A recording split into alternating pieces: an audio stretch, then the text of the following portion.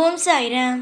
என் அன்பு செல்லமே, என்னுடைய அழகான தங்கமே, உன்னை பார்க்கும் பொழுது எனக்கு ஒரே ஒரு விஷயம் மட்டும் சொல்ல வேண்டும் என்று அப்பப்போ தோன்றும்.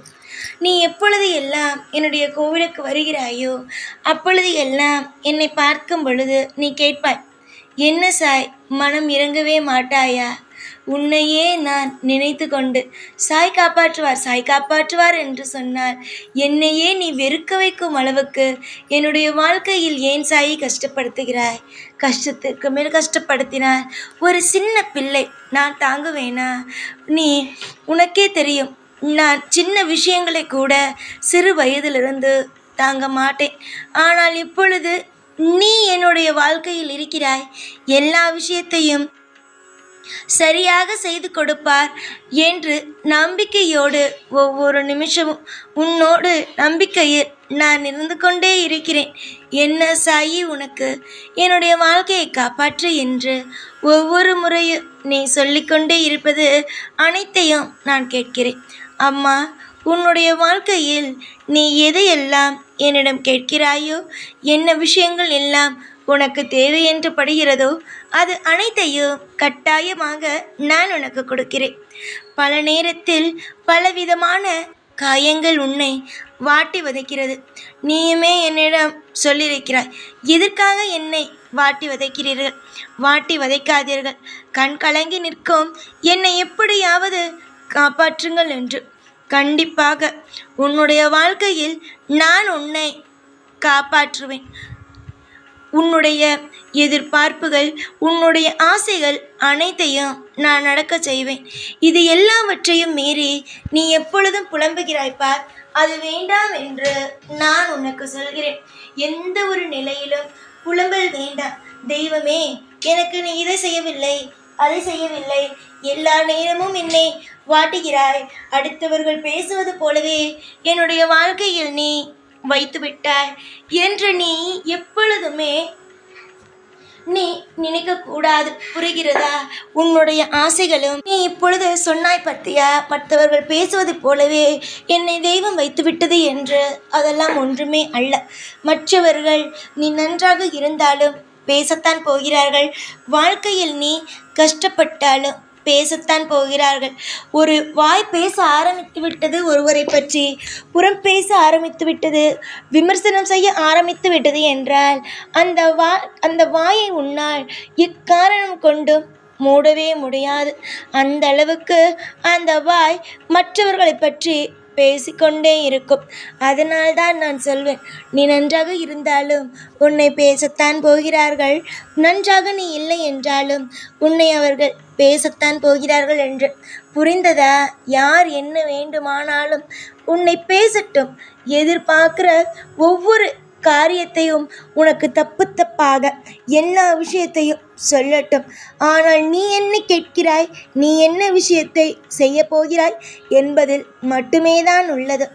நான் உன்னுடைய முழு நேரமும் உன்னோடு இருக்கும் உன்னுடைய அப்பா வாங்கிய நான் உன்னுடைய வாழ்க்கையில் எல்லா விதத்திலும் உதவியாகவும் எல்லா விதத்திலும் தன்னுடைய பிள்ளைகளுக்கு எல்லாவற்றையும் அள்ளி கொடுக்க வேண்டும் என்று நினைப்பவன் தான் அப்பா. அதே தான் நானும் நினைக்கிறேன். உனக்கு எல்லா விதத்திலும் எல்லா விஷயத்தையும் அள்ளி கொடுக்க வேண்டும். ஒரு நேரம் கூட உன்னுடைய வாழ்க்கையில் நீ தோற்று போயிடுவோமோ என்ற பயத்தோடு நீ வாழக்கூடாது என்று. இப்பொழுது உன்னுடைய வாழ்க்கையில் நேரங்கள் சரியில்லை. அதே மாதிரி காலம் முழுவதும் இந்த நேரங்கள் இப்படியே இருந்துவிடுமோ என்று நீ நினைக்கக்கூடாது. ஏனென்றால் காலமும் நேரமும் எப்படி வேண்டுமானாலும் மாறு. இந்த காலத்திற்கும் நேரத்திற்கும் எப்படி இருந்தாலும் கணக்குகள் எல்லாம் கிடையாது. அது மாறிக்கொண்டேதான் இருக்கும். உன்னுடைய ஆசைகள் என்ன? உனக்கு தேவைப்படுவது அடைய வேண்டும். கண்டிப்பாக அது ஒரு பொழுதும் உன்னுடைய வாழ்க்கையில் யாரும் நடக்காது என்று சொல்ல முடியாது.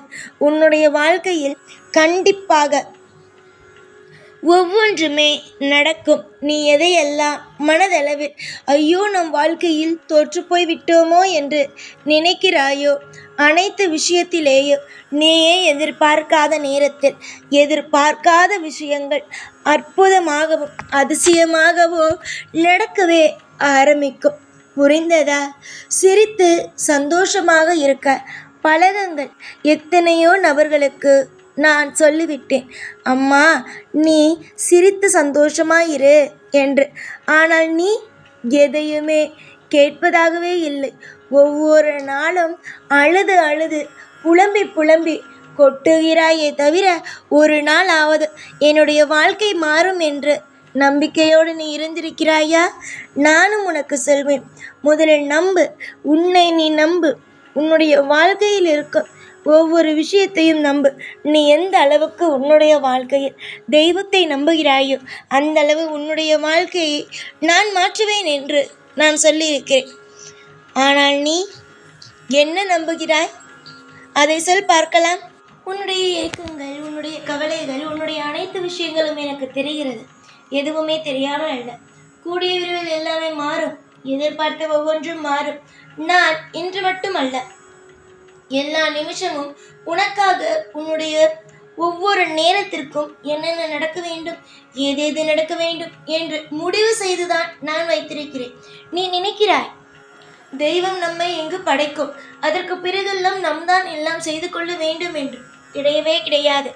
தெய்வமானது படைத்த பிறகும் நீ என்னென்ன செய்ய வேண்டும் என்பதை முதற்கொண்டு ஒவ்வொன்றும் உனக்கு மனதுக்குள் புகுந்து சொல்லிக்கொண்டே இருக்கும்.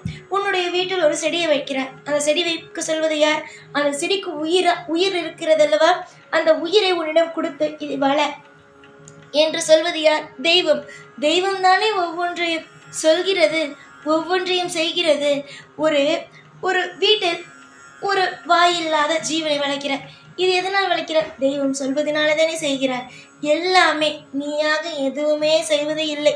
தெய்வம் சொல்வதை நீ செய்கிறாய், அதுதான் உண்மை.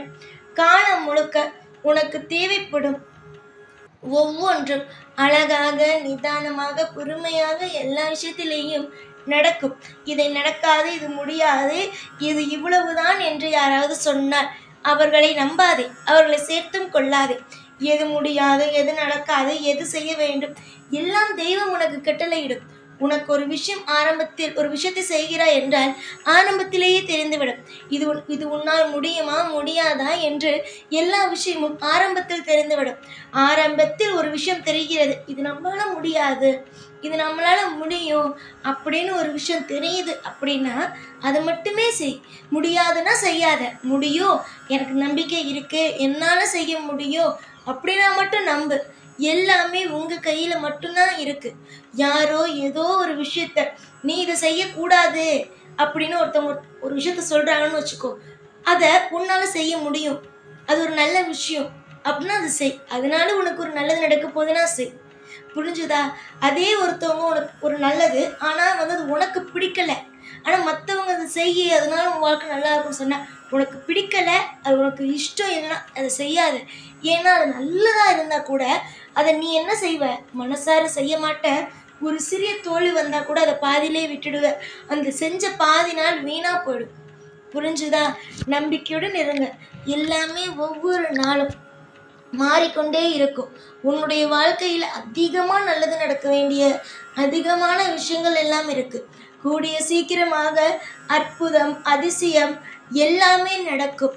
நீ தோற்று போவாய் என்று யாரெல்லாம் நினைத்தார்களோ, யாரெல்லாம் வாழ்க்கையில் இவளுக்கு எந்த ஒரு நல்ல காரியமும் இனிமேல் நடக்காது என்று நினைத்தார்களோ அவர்களுக்கு எல்லாருக்கும் மத்தியில் உனக்கும் நல்லது நடக்கும்.